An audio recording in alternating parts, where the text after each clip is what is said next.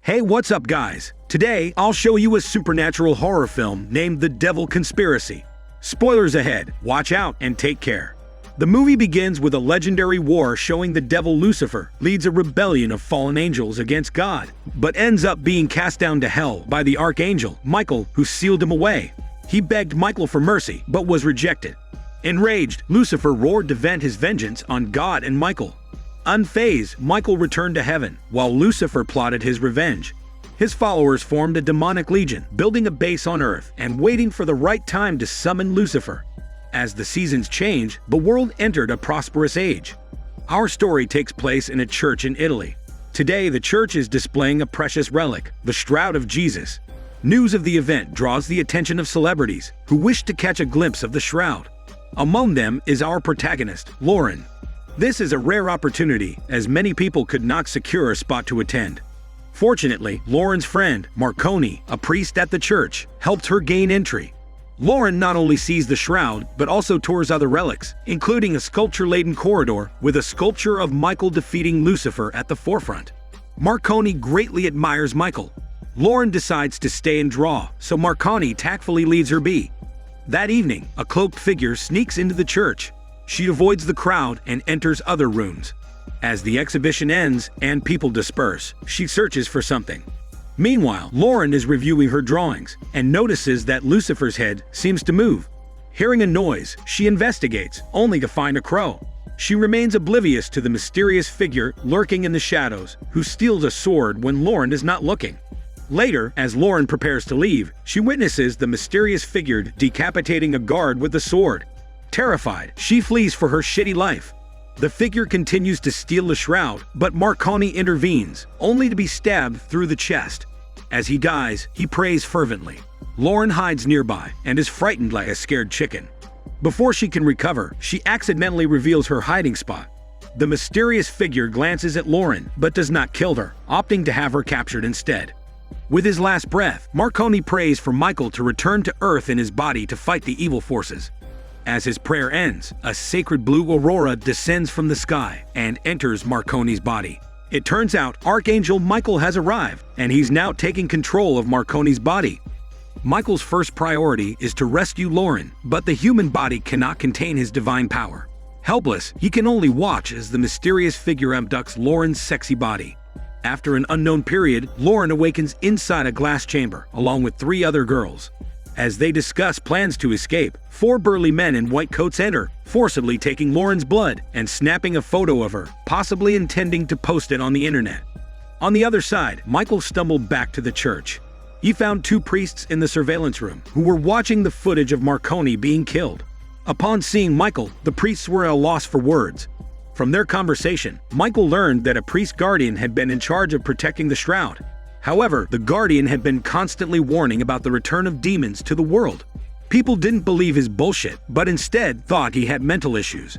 So they sent him to a mental hospital, and after his discharge, the Guardian went into hiding. After getting the Guardian's whereabouts, Michael left the church, remembering to erase the video footage before leaving. He still didn't know why the mysterious person stole the shroud. As the camera shifts, we see a research team extracting biological tissue from the shroud. Their purpose will be revealed later. At dawn, Michael found the Guardian, who quickly discerned his true identity. Michael explained his purpose and their need to retrieve the shroud. The Guardian had been prepared for this moment, having spent years researching how to defeat Lucifer and his demon army. Lucifer's return to Earth would not be easy. As a matter of fact, the mysterious person who stole the shroud was a member of Lucifer's demon army. It turns out they planned to use Jesus' DNA to clone a body for Lucifer to inhabit.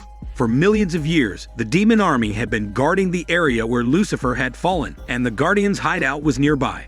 He had chosen this location to monitor the demon army's every move. As the Guardian and Michael discussed their strategy, Lucifer sensed that the seal on him was weakening. He took advantage of the situation and broke free of the chains around his neck, soon to return to Earth. On the other hand, Lauren and the other girls had come up with an escape plan. They intended to launch a surprise attack when someone entered the room. However, the ideal plan fell apart due to the significant difference in strength between the girls and the men. In the end, Lauren and another girl were forcibly implanted with fertilized eggs without any hormone foreplay. The demon army used their bodies to give birth to sacred children to prepare for Lucifer's return. Afterward, they were dressed in wedding gowns and tied to a pillar, surrounded by members of the demon army. As the lights came on, a huge monster entered the room to flex its monstrous figure. The girls struggled desperately and screamed in chicken voices, but couldn't budge the chains. After inspecting them, the monster took the two of them into a cage, deep within the base. He activated a mechanism, and Lauren and the girl were sent underground, where Lucifer was sealed. With their arrival, Lucifer successfully broke free. Lauren and the girl were tightly restrained by several demons. Lucifer observed and then entered the girl's body, intending to see if the girly body was a suitable match for big muscles.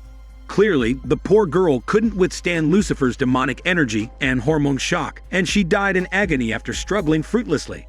As a result, Lucifer had no choice but to choose Lauren as his vessel.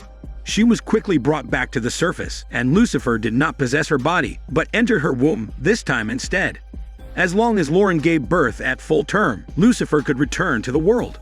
During this time, Michael, following the Guardian's instructions, successfully infiltrated the laboratory and managed to retrieve the shroud while no one was looking. It was then that Michael saw Lauren trapped on the surveillance screen. Without hesitation, he decided to blow up this evil place and immediately went to find Lauren. Just as he was about to leave with her, Lucifer's voice echoed around them. Realizing that there was a sinister plot, Michael became anxious. Lauren, however, didn't have time to worry and started running away. Michael had no choice but to follow her. Together, they evaded their pursuers and found a relatively secluded place. Michael carefully inquired about Lauren's ordeal and decided that they needed to escape as soon as possible. The two of them dodged the pursuers and reached an underground tunnel, but they were soon attacked by demons. As Michael was in a human body, he struggled to resist. The other people caught up with them, capturing Lauren while Michael was powerless to stop them. In order to survive, he had no choice but to jump into the entrance to hell. Michael stumbled upon the place where Lucifer had been sealed long ago. The area was now empty.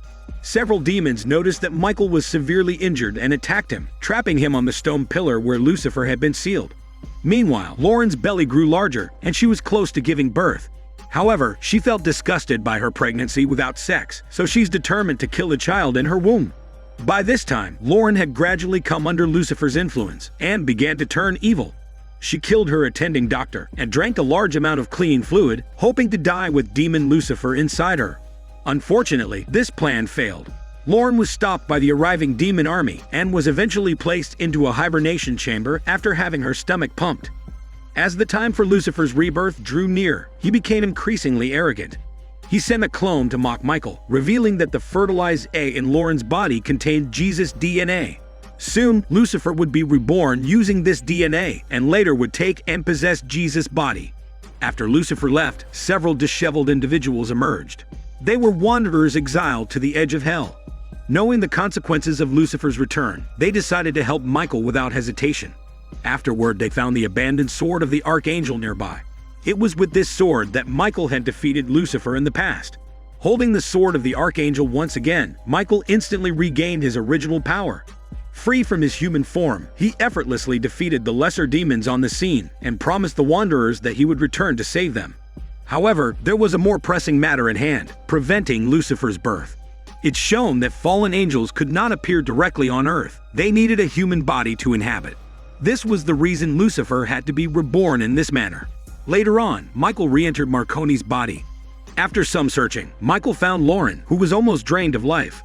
He intended to take her and escape, but Lucifer had already possessed her body. Lucifer slashed at Michael's throat, and with his energy greatly diminished within a human body, Michael struggled to survive. Lucifer became more and more pleased with himself. At that moment, Michael whispered a secret in his ear. It wasn't Lucifer who would possess the child, but rather the child would possess him.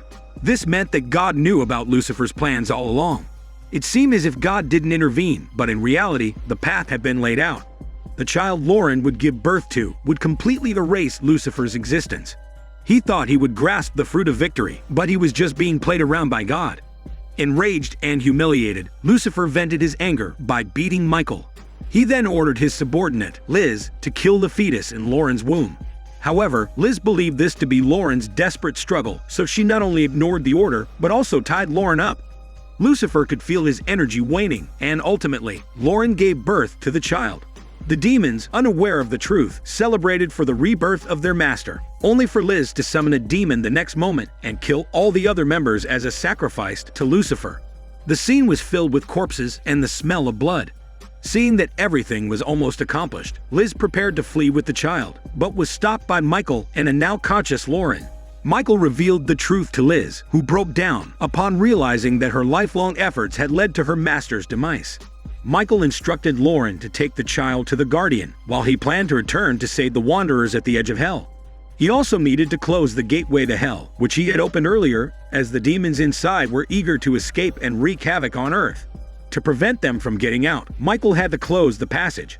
Unexpectedly, a monster was hiding there, and Marconi's body alone couldn't withstand it.